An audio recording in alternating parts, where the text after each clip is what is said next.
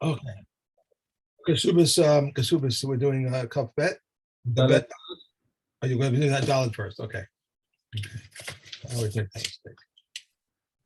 Okay, dollar. The father has the authority over his daughter regarding her every sin, whether affected by money, by documents, or by relations. He has the right to her findings, her handiwork, and the absolution of her vows. And he receives her bill of divorce, but he does not enjoy the use for her during her lifetime.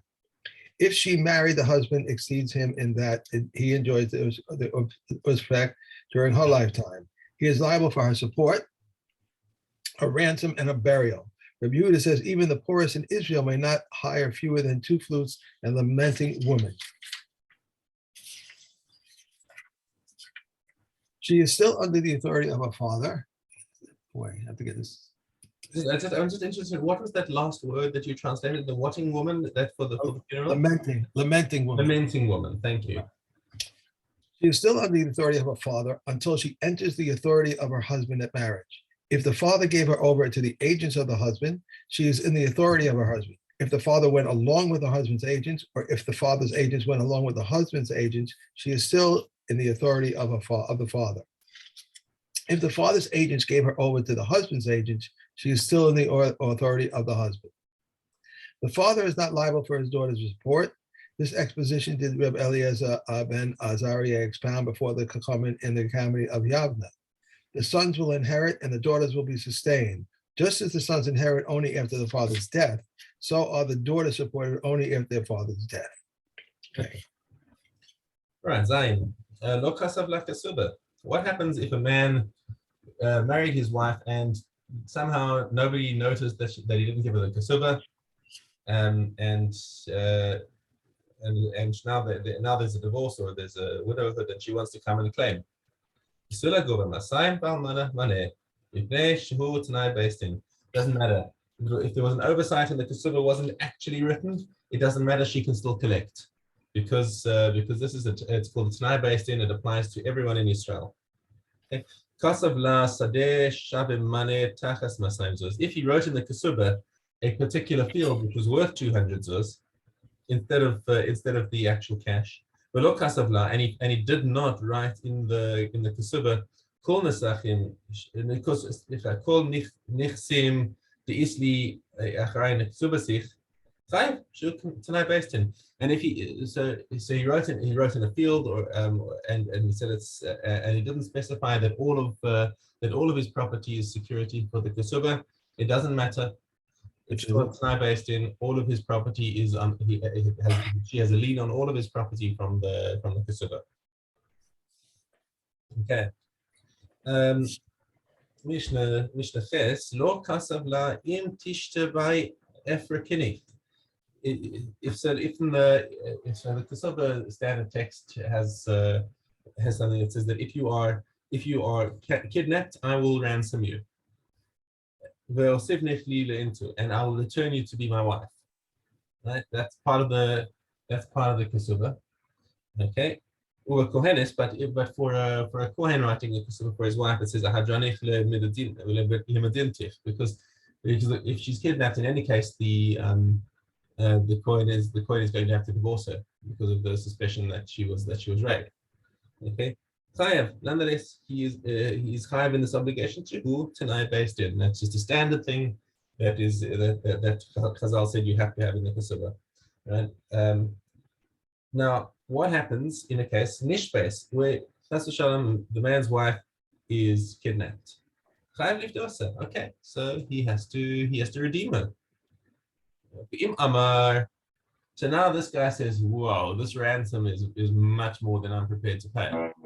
Okay, so he says, "Look, I owe her 200 zuz for the kesuba, but the robbers are asking for 300 zuz. So you know what? Imamar hareg gita kesuba." He says, "Okay, you know what? He has a get for her. She can be divorced, and he has a kesuba money. Go and take that to her, and she can ransom herself with her. She can ransom the difference herself." Okay, aside from being a really low down thing to do, he's not permitted to do that. Okay, that's just that's not allowed. he can't walk out on his wife like that. However, there's another case. Lakesa. What happens if the woman is ill, chronically ill? Chayv leprosa. He has to pay for her healing. Okay, that's another part of the Tanai based in. Amar. What if he says, Hare Gita Kesuba? I'm done with paying for her medical expenses. Here, here's a get. Here's 200 zuz. Heal yourself. Therapeutic heal yourself. Rashai. Now there he's permitted to do it. Now why? What's the difference between the two? So the Mepharshim go into this, like why can he refuse to pay for her healing, but he can't refuse to pay for her for her ransom? Okay, because Mizona, because so the Tosfos say that the reason is refuah is part of her mazonos, right? Paying for her medical expenses is part of paying for her food. And mazonos tachas ma'aseh yadeha. So there's a trade-off. Why is he entitled? Why does he have to pay her mazonos? Because he's entitled to her ma'aseh yadeha, whatever she makes. So he's entitled to that. Okay, and he's already received everything that she's made. And she has received whatever she has received food already for whatever she's made. So therefore, at this point where she's sick and he says, okay, look, we're all square here. So yeah, I'll divorce you and you can, and that's it. You take care of yourself from here. But when it comes to the pidyon, when it comes to ransoming her from captors, pirkon hatachas peros. The pirkon is for peros. That's actually, there's actually a mnemonic for all the things that he gets. So pirkon is for peros, and what's it? And mazonos is for Maaseh Yadeha. Mazonos is for Maaseh Yadeha. Two names and two pays, and Kavura is for Kesuba, I think. So the pirkon, so that's for Paris. The fact that he gets the usufruct of her property. So if he's been sitting and enjoying the fruits of her land, she hasn't received anything in return. She's just sitting waiting for that moment when she needs to be ransomed, and that hasn't happened. And when it happens, he can't say, oh, I'll now let me divorce it. No, he's got a chiyuv now. There's another note of the Ravad that according to our Mishna is talking about a woman who is not bedridden.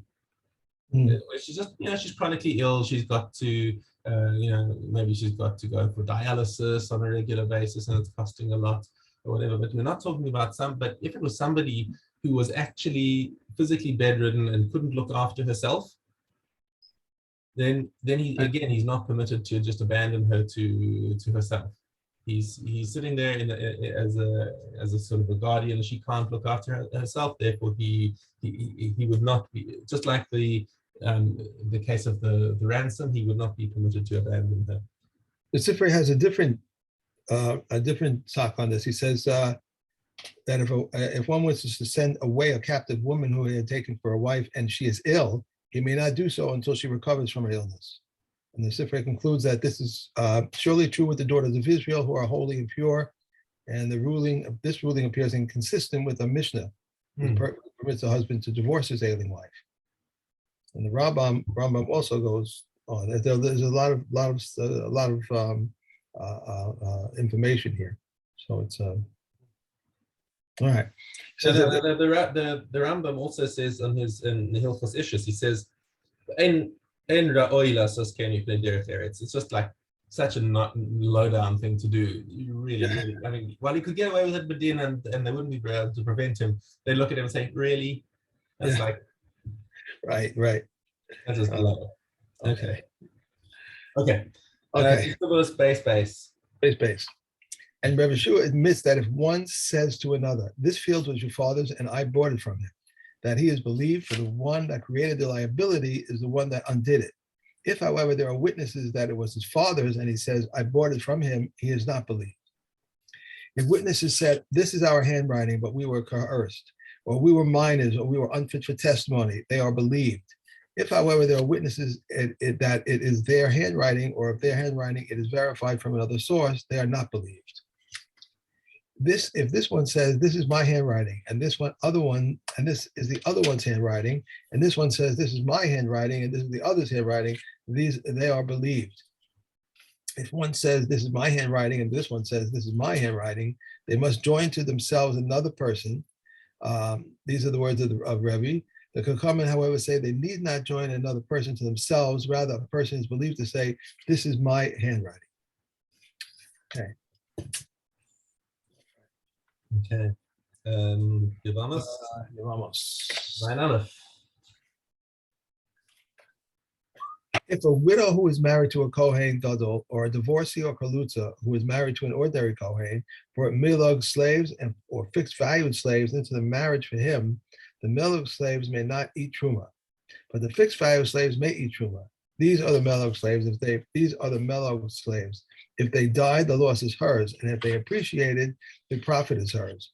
Even though he obligated to free them, they may not eat truma. And these are the fixed value slaves. If they died, the loss is his, and if they appreciated, the profit is his. Since he is liable for their loss, they may eat truma.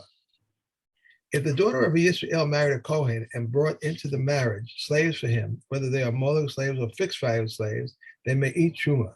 However, if the daughter of a Kohen married a Yisrael and brought into the marriage either melech slaves or fixed value slaves, they may not eat truma.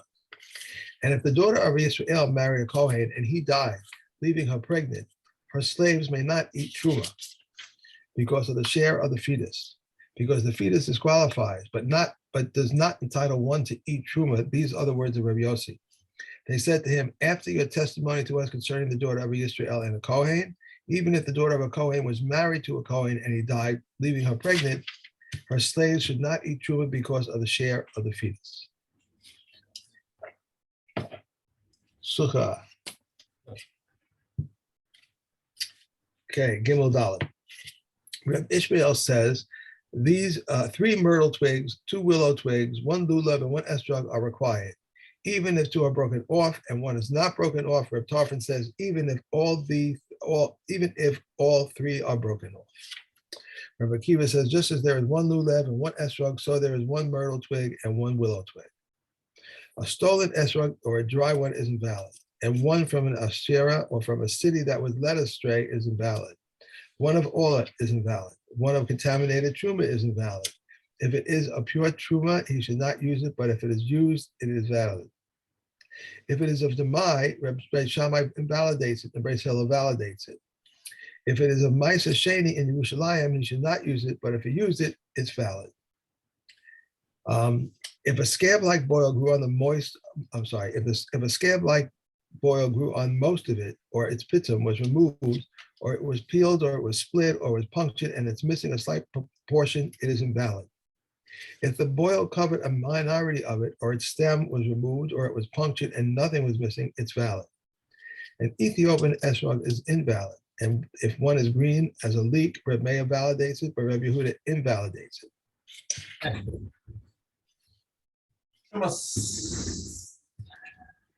Zain.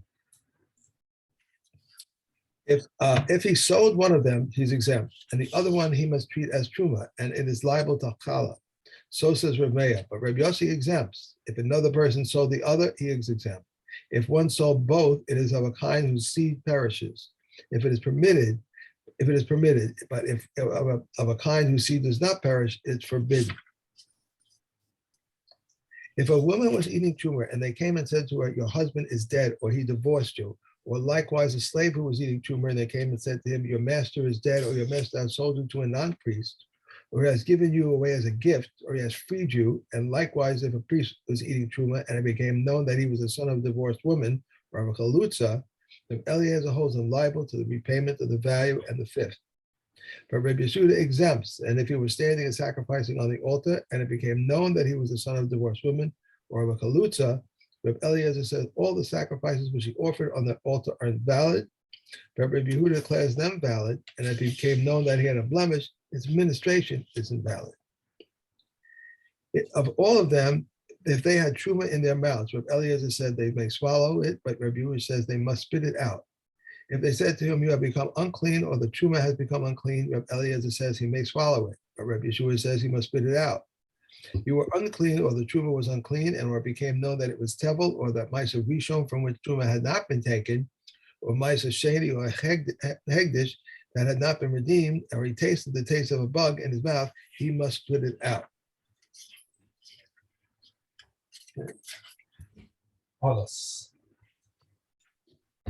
Esches. Okay. Here we go. If the hive filled the entire house and there is less than a handbreadth of space between the hive and the joists, and there is tuma inside the hive, the house becomes the house becomes tummy.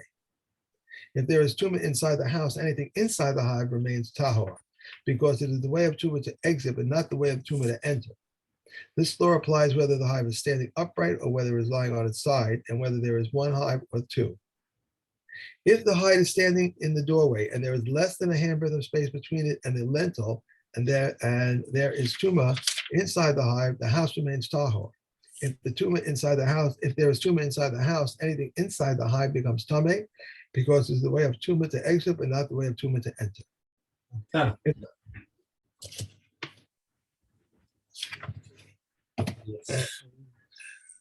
Zayin base. Reb Tzadok testified concerning the brine of non-kosher grasshoppers that it is tahor, because the earlier Mishna had stated non-kosher grasshoppers that were pickled together with kosher grasshoppers do not render their brine forbidden. Reb Tzadok testified concerning where the flowing waters are greater than the trickling waters that they are valid. There was an incident in Beres Hapila, and the incident was brought before the sages, and they ruled the mingled water fit. Reb Tzadok testified concerning flowing spring water and one channeled with a walnut leaf, and they are fit. There was an incident in Hala, and the incident was brought before the court in the chamber of hewn stone, and they ruled it the water fit. Okay. All right. Okay. Have a great day. Go along and govern. And enjoy your run. Jim. Enjoy your gym. Yeah. Thank you. Take care. Be well. Bye.